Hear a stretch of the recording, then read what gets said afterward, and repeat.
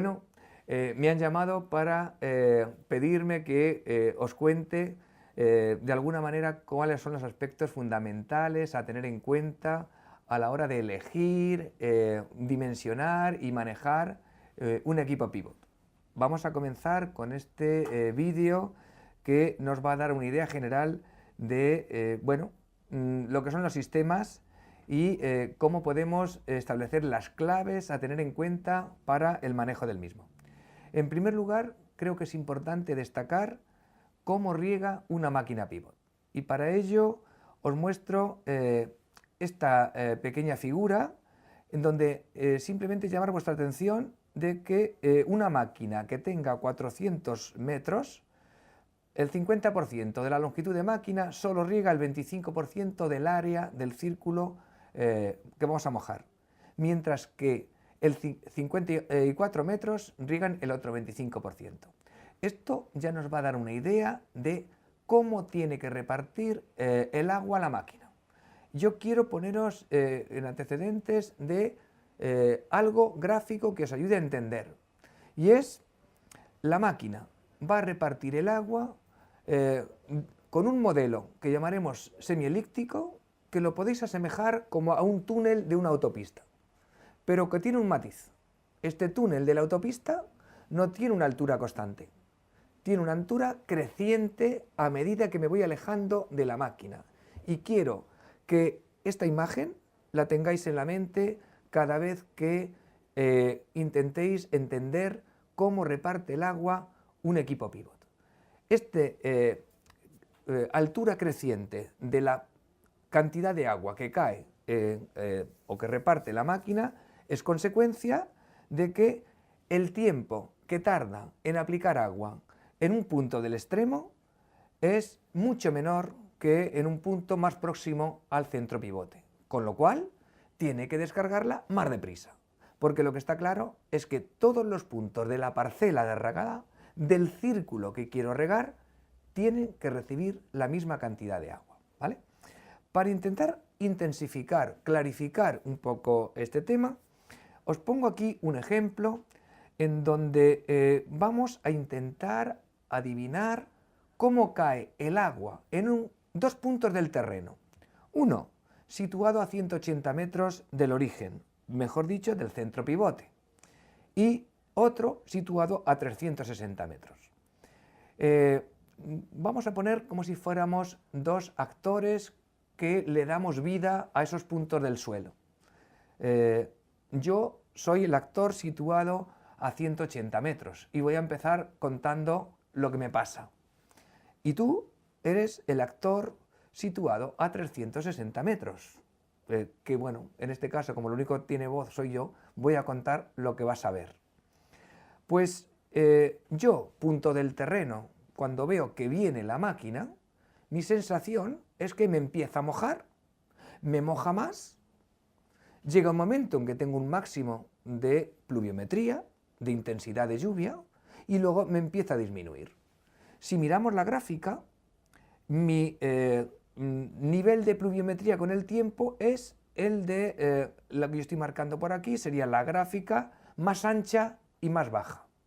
Eso quiere decir que prácticamente me ha estado cayendo agua en el punto situado a 180 metros, que es donde yo estoy, prácticamente 2 horas. Y con una pluviometría máxima, que es lo que llamaremos aquí como, esto que indica la figura, no le pongamos números. En cambio, en el punto en que te encuentras tú, a 360 metros del origen de la máquina, tu sensación va a ser la misma. Te empieza a mojar, te moja más, y luego te moja menos, hasta que ya no te moja. Pero fíjate que a ti solo te va a caer agua durante 1 hora, que sería la gráfica más a la izquierda y más alta. ¿Qué tiene que pasar? La cantidad de agua que cae en el punto situado a 180 metros tiene que ser igual a la que cae a 360 metros, porque es un punto de la parcela donde tengo un cultivo y todos los puntos de la parcela tienen que recibir la misma cantidad de agua.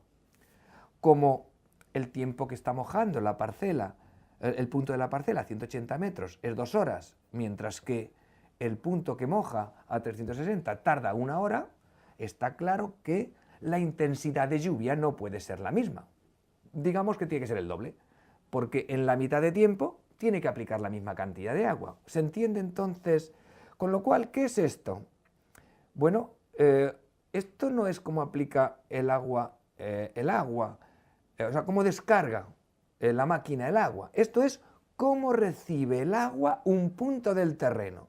Conclusión, cada punto de la parcela regada recibe el agua de distinta forma. Bueno, cada punto no, cada corona circular, de acuerdo a cada distancia de la máquina.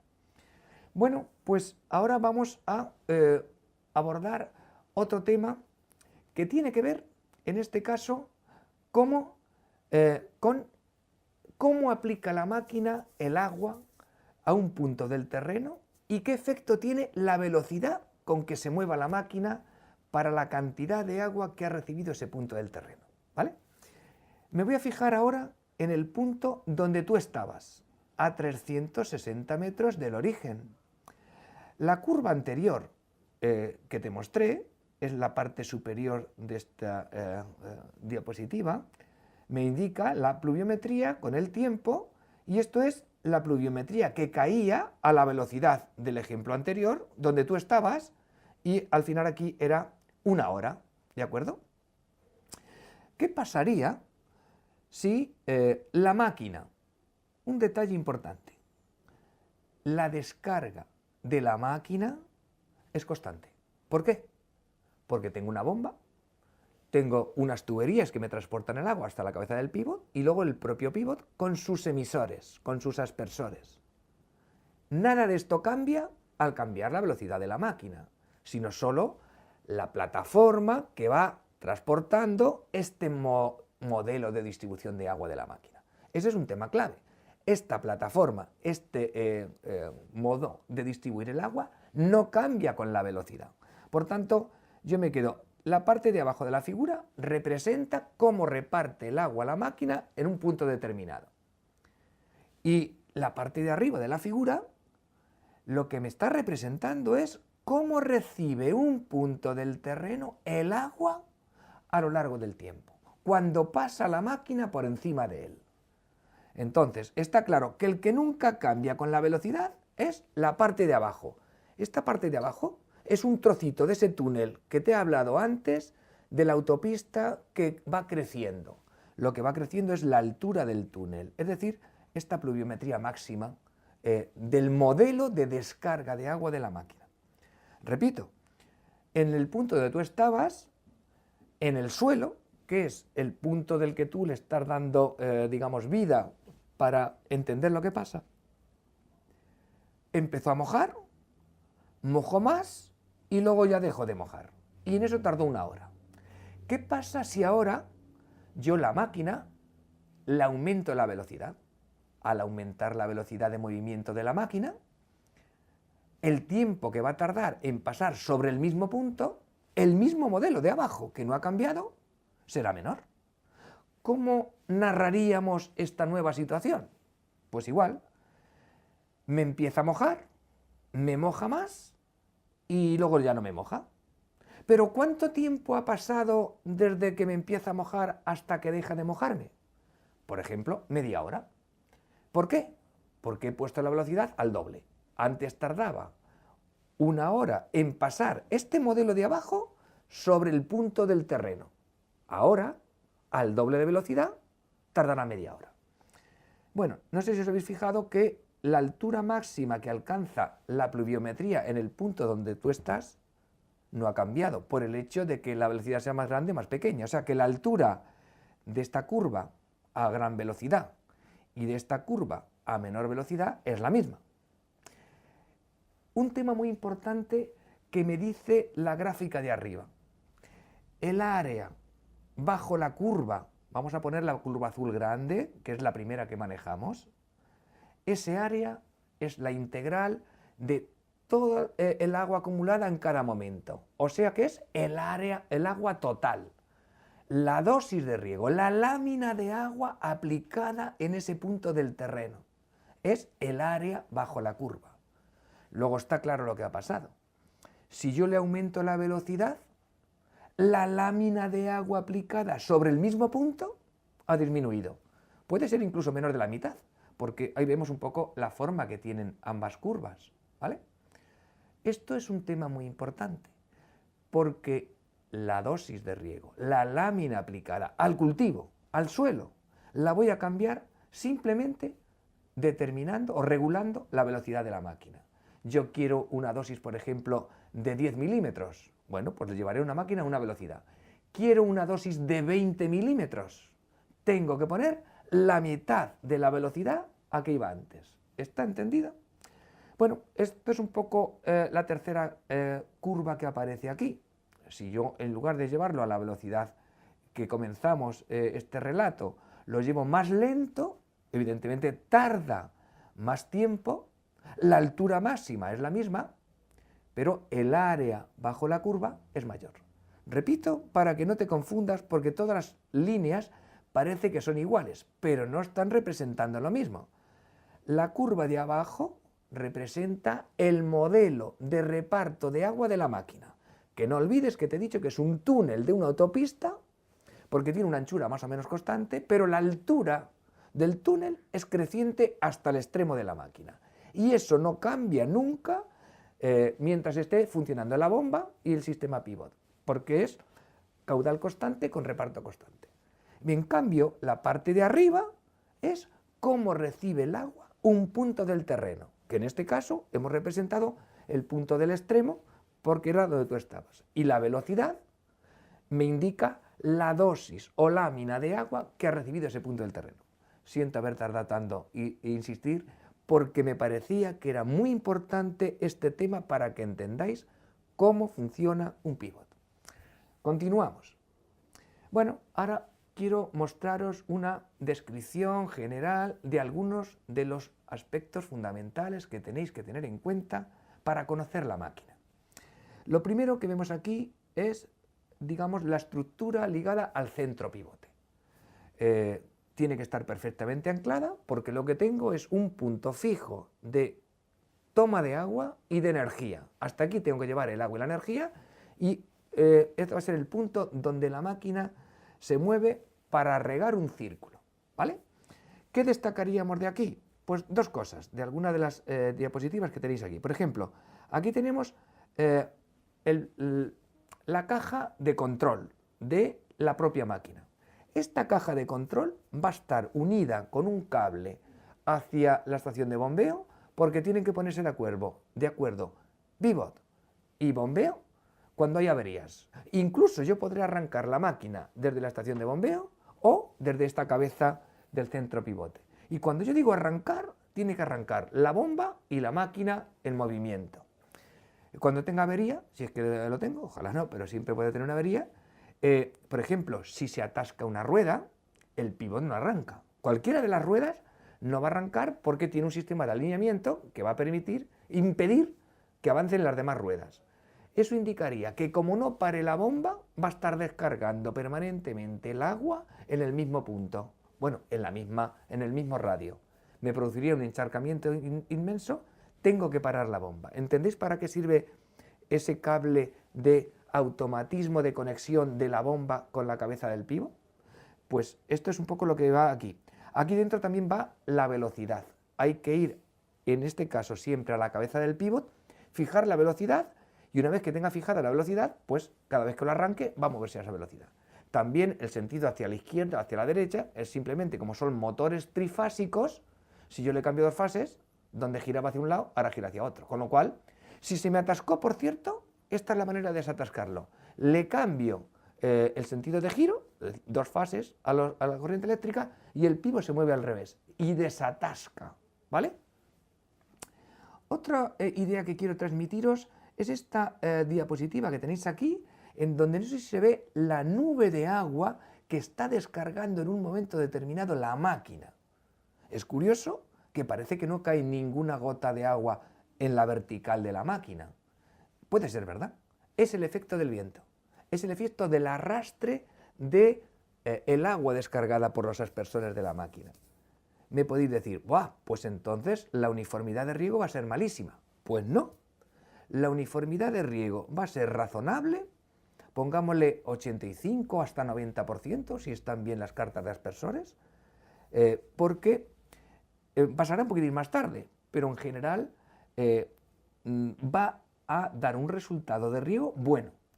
¿Qué va a haber? Un poco más de pérdidas por evaporación arrastre, que es lo que entendemos, la diferencia entre el agua que descarga al conjunto de aspersores o emisores y el agua que llega al suelo. Evidentemente, con vientos muy grandes o temperaturas muy grandes, esa diferencia de agua descargada aumenta. Esto nos va a dar lugar a una reflexión importante. ¿Me interesa tener los aspersores o los emisores sobre la tubería del pívot a 4 o 5 metros de altura? Hombre, si lo bajara, la trayectoria que tiene que recorrer el agua que sale de los aspersores hasta el suelo sería más corta. Serían más cortas las pérdidas por evaporación y arrastre. Pues luego al final, si no es en este vídeo, será en el siguiente, os mostraré cómo podemos cuantificar la diferencia de agua entre la descargada y la que llega al suelo cuando tengo 4 metros de altura, 2 metros de altura o 1 metro de altura en el emisor. Y vais a ver que son significativas las diferencias. Puedo ahorrar entre pues un 6, un 7% de agua total. Las pérdidas por evaporación y arrastre cuando está arriba pueden llegar al 12, al 14%, pero se van a reducir hasta el 6-8% cuando lo baje. Esto como media, porque no será lo mismo regar de noche que de día. Y esto aprovecho para decir una peculiaridad del pívot, bueno, del pívot y de todos los sistemas de aspersión. Siempre hay que utilizar el sistema de aspersión regando de noche, porque tengo 3 ventajas. Primero, tengo menos viento, luego este efecto que estamos viendo es menor. Tengo menos demanda evaporativa. Luego no solamente es el efecto del viento, sino la evaporación de las gotas al caer es más pequeña, porque tengo menos demanda evaporativa. Y la tercera, que no es menos importante, el coste de la energía es más barato en prácticamente todos los países del mundo. Y claro, estas 3 ventajas te dice, ¿cuándo tengo que regar por aspersión y con un pívot? Siempre de noche. Y si te faltan horas, pues en horas de un coste de la energía no demasiado alto. En casi todos los países la energía no tiene un precio constante durante las horas del día. Suele haber unas horas valle que llamamos, en donde la energía es mucho más barata. Después tengo unas horas llano, por ejemplo, 8 horas valle, 10 horas llano y, a ver, no sé los que suman, pero 6 horas punta. Esto es el caso de España, pero me parece recordar que en Uruguay me han dicho que solamente tienen 4 horas punta, con lo cual, bueno, genial. Bueno, la recomendación final va a ser la máquina pívot en el periodo de máxima demanda evaporativa, digamos, del cultivo, pongámosle enero, febrero, va a trabajar 20 horas. Pero además de porque las 4 horas tienen mucho consumo energético, porque yo no puedo planificar el riego de la máquina 24 horas, va a tener averías. Y siempre las averías van a venir justo en el periodo que más necesita el cultivo el agua. Luego la máquina tiene que estar preparada para recuperar el tiempo perdido en caso de avería y por eso se suelen dejar 4 horas de cada día como margen para ese tema. Bueno, habéis visto que simplemente esta diapositiva nos ha permitido reflexionar sobre un conjunto de temas que tienen mucho que ver con el diseño, con el manejo y con el reparto de agua de la máquina, ¿vale? Seguimos. Bueno, otro tema importante es el movimiento de la máquina y las ruedas. ¿Qué debo poner? Es muy típico el hecho de que en función del tipo de suelo haya problemas de atascamiento de las ruedas porque se hace una huella muy profunda y digamos queda colgada la estructura y la rueda patina. Para evitar el atascamiento de las ruedas, bueno, las ruedas que más se van a atascar a igualdad de condiciones de suelo van a ser las del extremo, porque es donde caía más agua, ¿recordáis? Ese túnel que echaba muchísima agua al final. Entonces, ¿cómo puedo minimizar este problema? Pues, en primer lugar, utilizando ruedas de alta flotación, que son más altas y más anchas, para que de alguna manera la huella sea menos profunda. Esta rueda está soportando el peso de la estructura y el peso de la tubería con agua. Bueno, esto ya me da lugar a dos cosas. Suele haber estructuras con tramos largos y cortos. Los tramos largos en torno a 50-54 metros. Los tramos cortos, 35-38 metros. ¿Qué me va a interesar en el extremo de la máquina? Tramos cortos, porque no es lo mismo que las ruedas soporten 54 metros de peso de toda la estructura que 38. Con lo cual esa es una manera de minimizar o de hacer un poco más pequeño el problema del atascamiento. Otra solución es la huella seca que decimos, y es si el pívot, lo vais a ver en la figura de abajo de la derecha, si el pívot está avanzando hacia la izquierda, yo retraso los emisores que están mojando esta parte y intento que la rueda vaya por una parte seca que no me permita que, se clave dentro del suelo, ¿vale? Estos dos tipos de ruedas, de alguna manera, los pongo simplemente para decir que no valen. La de abajo ni siquiera la he visto en el campo realmente, y la de arriba, en teoría, es para suelos arcillosos, que el problema no es que se clave, es que patina, aunque se pone muy duro. El problema es que esto no es solución, porque al final, esto que veis aquí, que es como una paleta que pretende clavarse en la arcilla, se llene de barro y patina igual, ¿vale? Con lo cual, en el tema de arcilla hay que buscar la manera, pero esta no vale. Ruedas de alta flotación, más altas y sobre todo la huella seca. ¿Hay alguna otra variante? Vais a ver que hay, en lugar de poner aquí en el pívot dos ruedas, veis abajo una rueda y otra rueda, puedo ponerle 3 o puedo ponerle 4, con una rueda al medio o con 2 ruedas atrás y 2 ruedas adelante, incluso con cadenas. Bueno, esos son, primero, mucho más caro y segundo, mucho más averías y tal. Tecnológicamente está superado. Pero yo te diría, ¿qué tengo que hacer si tengo de verdad problemas? No suelen ser problemas en todo el pívot, suelen ser en áreas puntuales, en zonas específicas.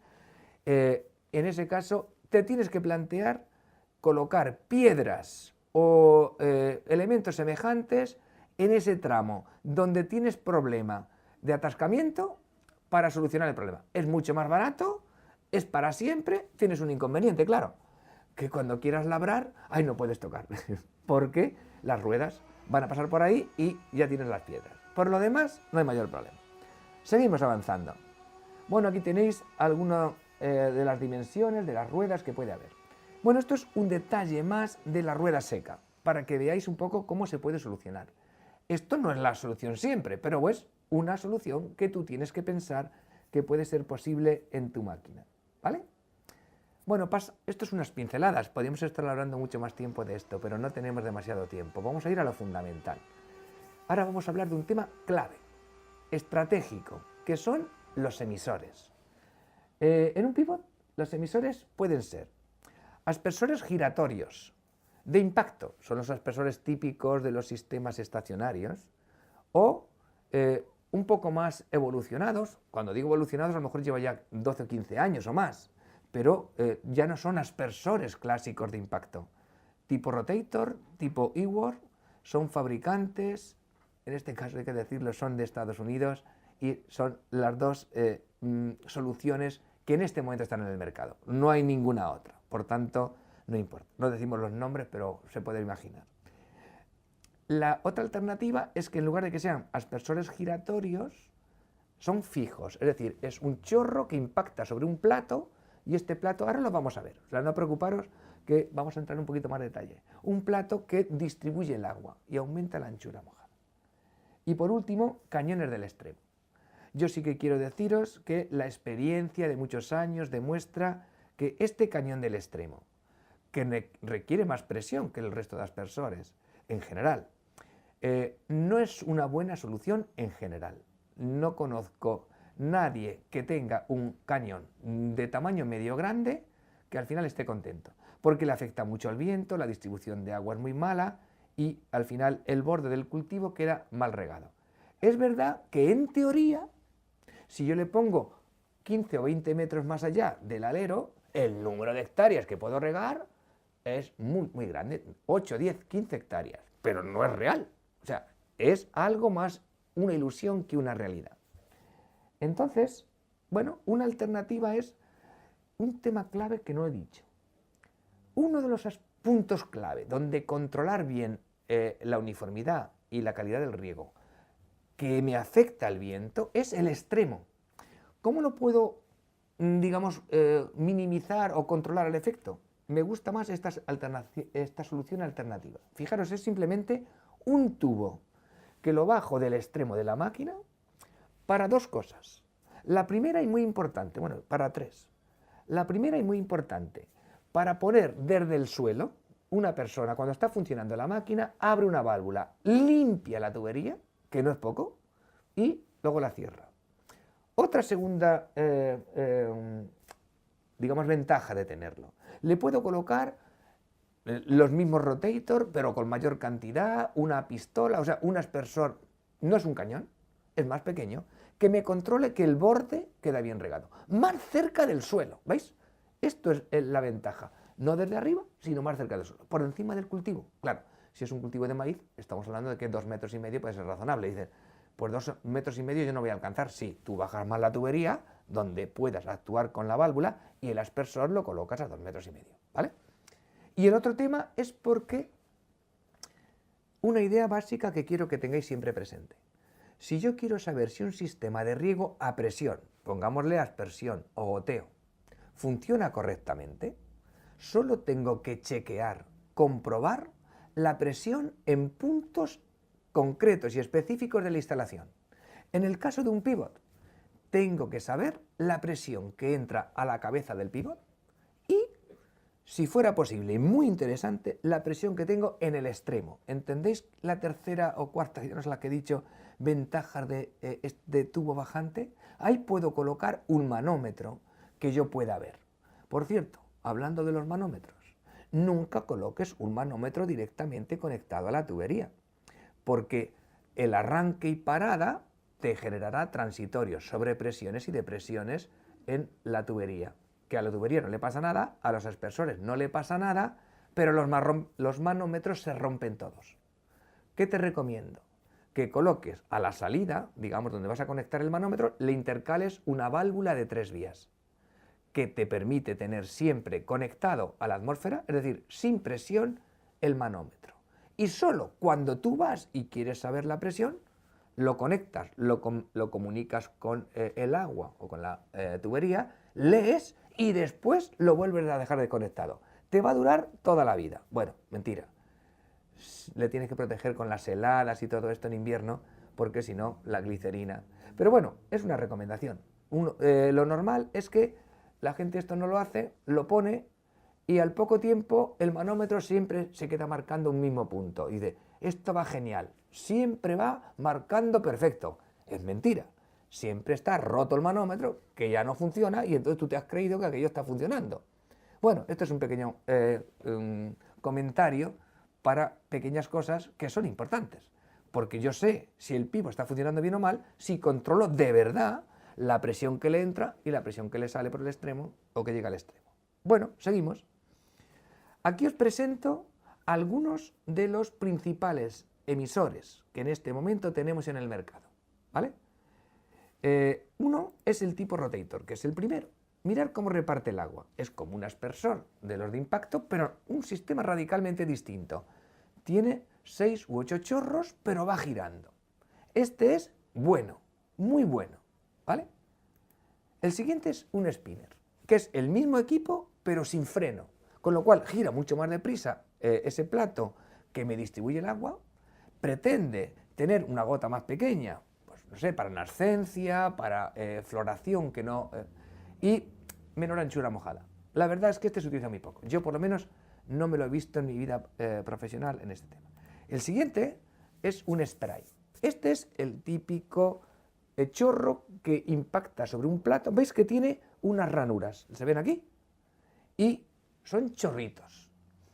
Ni que decir tiene que la anchura mojada de uno y de otro no son iguales.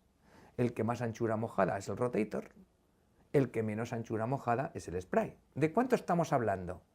Pues el rotator como mucho de unos 15 metros de anchura, es decir, 7,5, 7-8 metros de radio. Y el spray, estamos hablando de un total de 6 u 8 metros, es decir, 3 o 4 metros de radio, ¿vale? Esto es de un fabricante, que no me importa, es Nelson, ¿vale? Eward, o el Ward es de otro fabricante, Sennheiser. Podéis entrar en la página web y veréis que tienes una oferta, son los únicos fabricantes de este material a nivel internacional, con lo cual da lo mismo. Está bien que lo sepáis, ¿vale? Todos los distribuidores compran estos tipos de aspersores y los ponen en sus pivots. Aunque hay muchos fabricantes de pivot, no hay nada más que 2 fabricantes razonables. Bueno, cualquier fabricante que me esté escuchando va a decir que no he contado con él. Hablo de la generalidad. Hay otras cosas, pero estos serían los más grandes y los que más se están utilizando. El Eward, que no sé si va a funcionar, pues bueno, vemos cómo tiene la distribución de agua, ¿vale? La anchura mojada es un poquito menos que la de un rotator, pero riegan muy bien y con baja presión, porque ¿a qué no sabéis lo que le pedimos a un emisor de estos para que sea el mejor emisor que me puedo encontrar? Le tengo que pedir 3 cosas. La primera, que trabaje con la mínima presión de trabajo posible. ¿Por qué? Bueno, ya te adelanto una cosa. Cuando compres un pivot, no te fijes solo en lo que cuesta la inversión en la máquina, en la tubería y en la bomba. Fíjate mucho en la energía que consume la bomba, la máquina y el pivot. Porque la suma de la inversión más la energía te da el coste total. Y lo que tienes que buscar es coste total mínimo. Si tú buscas inversión mínima, te estás equivocando. Te saldrá mucho más cara, porque luego tienes una vida de trabajo de ese pivot. ¿Cuánto dura un pivot? 12 años, 14 años, depende del uso. ¿Y qué tienes que hacer? Cambiar la tubería y los emisores. El resto de la estructura no lo tienes que cambiar. Ni que decir tiene que las ruedas y todo esto, no te estoy hablando de ello. Eso, pues cuando se desgasten las tienes que cambiar, pero por lo demás vale. Con lo cual, ¿qué quiere decir? Sigo insistiéndote en una idea clave, que te la voy a contar un poco más adelante también, y es, no olvides que es un error imperdonable que compres una máquina solo pensando en la inversión. Tienes que pensar en la inversión y en la energía, ¿vale? Y eso es lo que tiene que ser mínimo. Con lo cual, ¿qué le pido al emisor? Que trabaje con la mínima presión. Los aspersores en general de baja presión ya trabajan a 2 bares, como mínimo 1,5 bares. Pero es que hoy estos desarrollos pueden trabajar a 1 bar incluso menos. Cuidado con este tema, porque la segunda cosa que yo le pido a un aspersor, a un emisor, es que tenga la máxima anchura mojada. La presión y la anchura mojada son un poco opuestas. A más presión, más anchura mojada, y a menos presión, menos anchura mojada. Pero por lo menos tengo que buscar el equilibrio entre presión y anchura mojada. Lo que yo he dicho antes está hoy para presiones de 1 bar, 1,5 bares. Tenerlo muy en cuenta, ese equilibrio y la anchura mojada. Este, que es el segundo aspecto que le pide el emisor, máxima anchura mojada, es clave para lo que después vamos a ver. Problemas de precipitación excesiva en el extremo que me originan escorrentía y un mal riego. Esto no puede ser. Ese es un punto crítico, un talón de Aquiles de la máquina pivot. Y es que tengo que controlar que la pluviometría que tenga la máquina en el extremo no me produzca escorrentía. Vamos a ver después cómo se origina eso, pero os adelanto un poquito. La anchura mojada es clave. Cuanto más anchura, mejor. Menos problemas de escorrentía. Y el otro tema será el caudal que tiene que descargar la máquina, que no tiene nada que ver, porque es el que necesita el cultivo, y la velocidad. Yo podré reducir los problemas de escorrentía aumentando la velocidad. Es decir, que la máquina pase más deprisa para que aplique menos lámina de agua, pero por lo menos que la aplique sin escorrentía. Insistiremos en este tema después. Lo siento porque tengo que retomar que os he dicho que a un emisor le pido 3 cosas y cada vez que digo una cosa me enrollo con ella. Bueno, una, mínima presión de trabajo. Pongámosle un bar, aunque puede ser menos, como límite 1,5 bares. Otra, máxima anchura mojada. ¿Okay? Os he dicho, no es lo mismo un spray que un rotator. Un spray va a tener menos anchura mojada que un rotator. Y la tercera, tamaño de gota medio. ¿Qué significa tamaño de gota medio? Pues entre 1,5 milímetros y 4 milímetros. ¿Por qué tiene que ser tamaño de gota medio? Si yo tengo un tamaño de gota muy pequeño, es muy fácilmente arrastrado por el viento y se evapora. No me interesa. Si yo tengo un tamaño muy grande, me va a impactar sobre el suelo, me va a romper la estructura y sobre la planta. Imaginaros en floración, en periodos críticos. Luego está claro, el tamaño de gota medio es el que más me interesa. Luego fijaros, todos los emisores, todos los aspersores no son iguales. El que me interesa es el que trabaje con menos presión, que tenga mayor anchura mojada y que tenga tamaño de gota medio en mayor proporción posible, ¿vale? Ahí os dejo un poco esta primera idea de los tipos de emisores. Bueno, este es un pequeño detalle. Aquí veis que este sería un Eward, esto es un contrapeso, con una bajante, ¿veis? Aquí ya estamos mostrando un pivot real.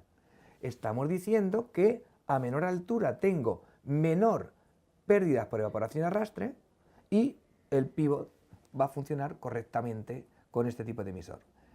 Si tengo un cultivo alto, el maíz es uno de los pocos que permitiría que estos aspersores se metan dentro de la cobertura del maíz hacia 1 metro, porque el maíz es una planta que pierde las hojas, tiene senescencia foliar cuando se hace grande, con lo cual ahí queda un hueco. Y como tengo los aspersores separados 1,5 metros, no pasa nada grave en cuanto a la uniformidad, pero no es lo normal, solo cultivos como este, con lo cual, en función de la altura de cultivo que yo quiera, así va a ser la altura a que tengo que colocar los emisores. He traído esta diapositiva para enseñaros si yo tengo problemas. Se me olvidaba.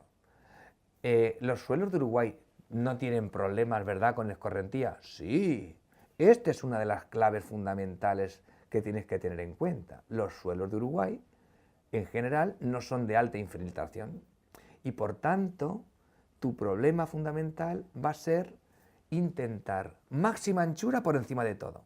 Y ahora veremos que hay una alternativa que, aparte del emisor, te ayuda a ello. El aspersor que os pongo en esta diapositiva es simplemente uno que supera en anchura mojada al rotator o al Eward y que en muchos casos puede ser la solución. El único problema que tiene es que tiene que ir arriba en la tubería, a 4 o 4,5 metros de altura. Esto no puede trabajar boca abajo. Bueno, no sé si lo hay en el mercado, a lo mejor lo hay, yo ahora mismo no lo recuerdo o no lo he visto.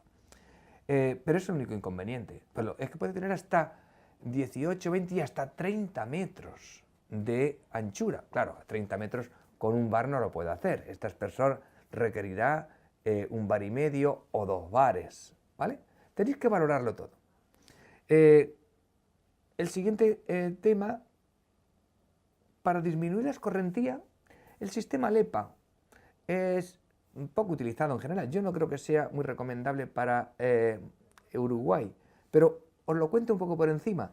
Y más que el propio sistema, que como veis es una manguera que descarga el agua directamente, incluso no moja el cultivo, o con un borboteador, lo que quiero llamar vuestra atención es la capacidad de almacenamiento de agua en el suelo, en la superficie del suelo, porque eso disminuye la escorrentía.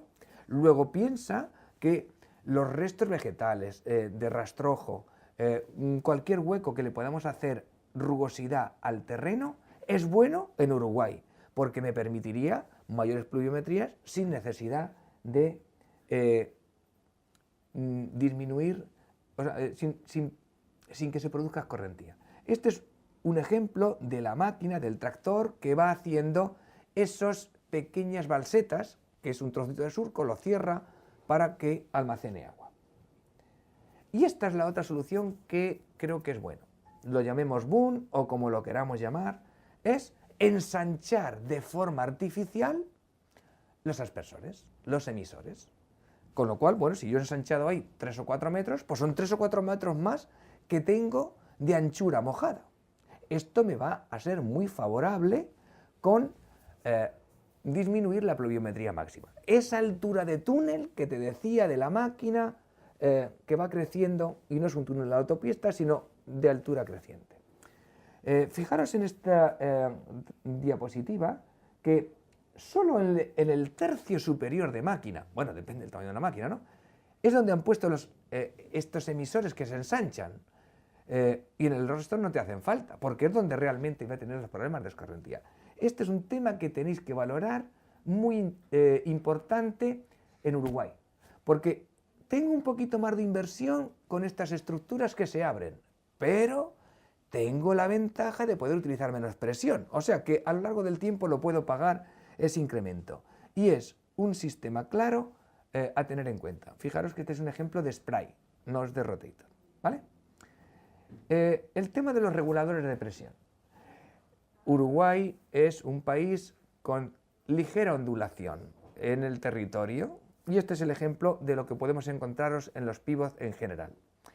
¿Qué quiere decir esto? Bueno, aquí se ve muy bien cómo aumenta la cantidad de agua que descarga la máquina a medida que se aleja. Me encanta que en esta diapositiva podamos ver lo del túnel, ¿verdad? Lo segundo es esta diapositiva de abajo. Si yo no pongo reguladores de presión, los aspersores que están, o los emisores que están más altos, tienen menos presión y descargan menos caudal. Con lo cual me queda infrarregado. No sé si se ve en la tubería de abajo. Y las partes bajas, sobreregado. Y no es uniforme la distribución del agua. ¿Eso cómo lo evitamos? Con un regulador de presión. Los reguladores de presión, desgraciadamente, no son perfectos y tienen más o menos un 15 o un 20% de variación. Pero bueno, es lo que tenemos, ¿vale? Esto es un sistema de regulación como regulador que no merece la pena comentar, con una pequeña deformación de una goma dura, pero prefiero los reguladores. En definitiva, quiero llevar vuestra atención que en general en Uruguay, simplemente porque la topografía es ligeramente ondulada, necesitáis colocar reguladores. Y por tanto, cuando pidáis el pivot, tenéis que pedir un pivot con reguladores de presión, porque es la única manera de intentar aproximarme, bueno, a esta idea de abajo, una uniformidad de riego independiente de la variación de presión que me introduce la topografía, ¿vale? Si fuera llano, yo puedo absorber esas diferencias de presión desde el extremo al origen con los propios aspersores, con la descarga, caudal, presión de cada boquilla, pero así no. Bueno, ya hemos avanzado un poco más en la descripción. Para terminar este primer vídeo que estamos haciendo, o este vídeo genérico de descripción conceptual, creo que es importante que hablemos de los sistemas trasladables. Hay varios sistemas. Yo pongo aquí la cabeza de un sistema trasladable, en donde puede ir con tractor, no sé si se ve, distintas formas, y lo puedo trasladar a distintos sitios. Ya os adelanto una cosa, no es evidente ni fácil decir que el sistema trasladable es mejor que el fijo, porque uno puede pensar, yo me compro una máquina de 30 hectáreas, y ahora cojo la máquina aquí y me la llevo aquí y ya riego 60 hectáreas. ¡Buah! Y si sigo 90 hectáreas. No te equivoques, o sea, no vas a poder hacerlo. Después intentaremos profundizar en esto. Pero una primera idea clave. Y aquí me tengo que dirigir a los técnicos, a los vendedores y a los agricultores. Y esto es una responsabilidad compartida. El agricultor es normal que no tenga una formación y una información suficiente como para ser capaz de elegir adecuadamente la máquina. El técnico sí que tiene obligación de tener un conocimiento y una información suficiente y necesaria para interpretar cuál es la máquina adecuada que necesita cada agricultor. Y ahí animo a que la Universidad de la República y el INIA sean al menos los que, desde un punto de vista objetivo, público imparcial, intenten ayudar a los agricultores y, si queréis, a los vendedores a que las cosas se hagan bien. Porque ahora voy a poner un ejemplo de cosas que no se hacen bien, por lo menos en mi opinión, y que me perdonen lo que les están haciendo. Y el tercero, a los vendedores. Yo creo que un mínimo de seriedad, de presente y de futuro, porque uno puede vender el primer pivot con cosas regular o mal hechas, pero seguro que se va a correr la voz enseguida que el segundo pivot no lo va a vender porque está mal. ¿De qué estoy hablando? Hoy he visto que en Uruguay hay un dilema que tiene que ver con el tamaño de las máquinas, con si son trasladables o no, y con que estén bien o mal elegidos y diseñados. Me cuentan que una posible propuesta es un pivot de 150 hectáreas o dos pivots de, pongámosle, 70. En principio, vais a ver a lo largo de estos vídeos que estamos haciendo que por hectárea, en pesos por hectárea, es más barato el pivot de 70 hectáreas que el de 150. Pero eso no es el problema. Bueno, si me voy a la inversión, vais a ver que es más barato el pivot de 150 hectáreas que el de 70 y mucho más barato que el de 30 hectáreas. Pero eso es un engaño con todas las palabras. Engaño, bueno, mejor dicho, todas las letras, porque las palabras solamente hay una. ¿Y en qué sentido lo digo? Porque he dicho que el coste total de una máquina es máquina funcionando. Y esa máquina tiene una inversión y un coste de energía. Y un pivot de 150 hectáreas tiene un consumo de energía que ni te imaginas para poder regar adecuadamente. Pero es que además tiene una pluviometría máxima en el extremo. Ese túnel que te decía desde el principio de la autopista llega a 130 o 140 milímetros hora de pluviometría. No hay suelo que sea capaz de infiltrar eso, por más rápido que lo lleve. Con lo cual, los problemas de manejo de una máquina de ese tamaño, multiplícalos por 10 o por lo que tú quieras respecto a una máquina normal que puede ser 50, 70 hectáreas. ¿Vale? Luego, sinceramente, pensarlo bien, echar bien las cuentas, pero el hecho de una máquina tan grande, aunque de inversión sean geniales, realmente yo estoy convencido de que si se tienen las cuentas es imposible que salga como la mejor opción. Ahora tenemos el otro dilema. Yo quiero regar 150 hectáreas y ¿compro dos pivots de 70? ¿O compro un pivot de 70 que lo traslado y ya tengo 140 hectáreas? Pues las dos opciones son posibles, pero honradamente tienen que hacer lo mismo. ¿Qué significa que tienen que hacer lo mismo? Es muy fácil. Después vamos a ver unos parámetros fundamentales que me definen qué tengo que pedirle al pivot. El primer parámetro va a ser el caudal. Ese caudal tiene que ser capaz de dar las necesidades máximas del cultivo en periodo punta, porque va a haber un mes o 2 meses, pongámosle enero y febrero, que no llueve, y que precisamente por eso pongo un pivot, si no, ¿para qué voy a poner un pivot? Y en ese periodo que me condiciona en general, para todos los cultivos, para el maíz, por ejemplo, para la soja, lo que quiera, me condiciona la producción final. Lo que no puedo hacer es no darle al cultivo las necesidades de riego que tiene. Porque si le doy las necesidades, tendré una producción máxima. Pero a medida que vaya recortando en ese momento el agua que tiene disponible el cultivo, la producción final cae exponencialmente. En definitiva, tiene que estar adecuadamente dotado, tiene que estar adecuadamente calculado el caudal. Pongamos un ejemplo, maíz. En este periodo, pongámosle que tiene 7 o 7,5 milímetros día de consumo máximo. Si yo le divido por una eficiencia de, pongámosle, 82%, 85%, estoy hablando, venga, números redondos, 8 milímetros día, que tiene que descargar la máquina para que el maíz, durante esas semanas, si quieres, o esos 15 días, no sufra. Eso me va a conducir a una dotación de la máquina, pongámosle 1,3 litros segundo hectárea, lo que salga. ¿Vale? Después lo podemos ver.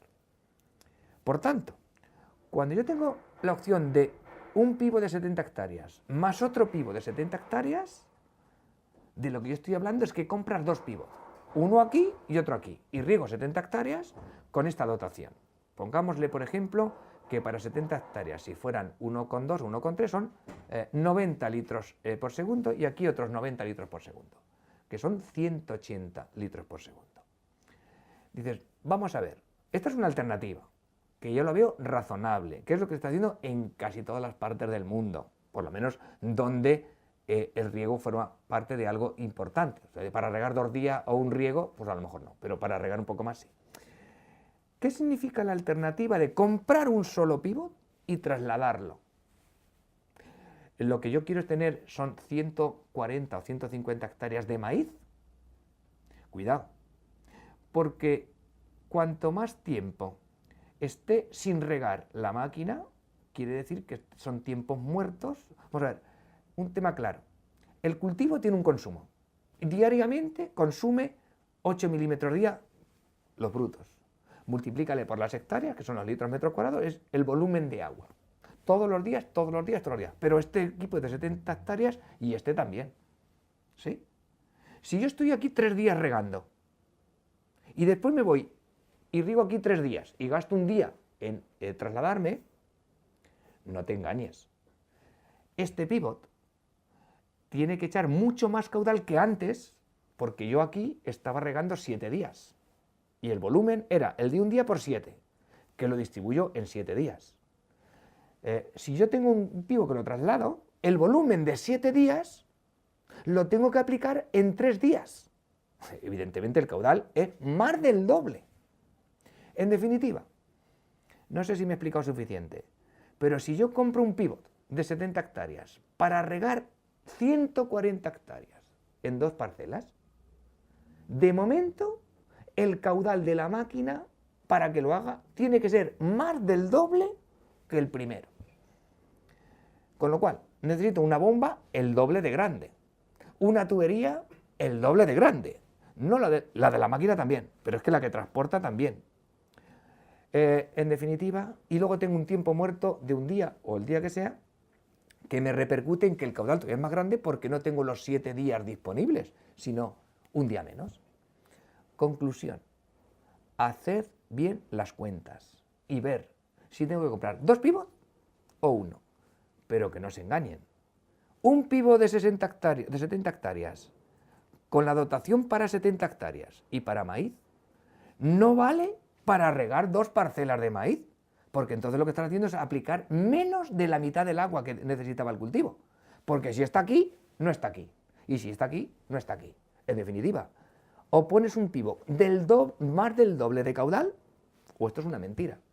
Cuidado con eso, porque es un tema clave de lo que está pasando aquí. Y por tanto, responsabilidad del agricultor, que esté bien asesorado e informado, responsabilidad de los técnicos, que pongan luz a estos casos y números y cuentas, que digan, ¿qué es más barato? ¿Comprar 2 pivots y que sean 2 pivots?